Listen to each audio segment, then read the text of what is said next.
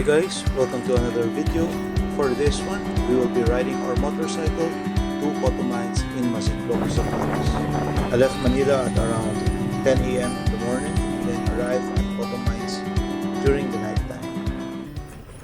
The road condition going to Photo Mines from Masinloc requires an extra level of skill and precaution since it's loose rocks and all 27 kilometers. I do not recommend you traveling this late despite passing by a number of villages along the route. Thankfully, my motorcycle, the ADV 150, managed to endure the road. This with consideration to my load and my tire mileage. After 1 hour and 30 minutes of dirt riding, I am now near to the riverside of Photo Mines.